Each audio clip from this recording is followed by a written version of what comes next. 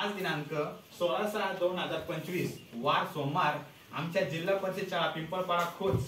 येथे स्नेह भोजनाचा कार्यक्रम राबविण्यात आला आणि हा कार्यक्रम आमचे माऊली ग्रुप ऑफ डोंबिवली व त्यांचा मित्र परिवार यांच्या मार्फत आमच्या शाळेतील गरीब आदिवासी बाल चिमुकल्यांना स्वादिष्ट रुचकर आणि पोषक असे स्वादिष्ट असं जेवण त्यांच्या मार्फत आमच्या मुलांना त्यांनी उपलब्ध करून दिलं। त्यामुळे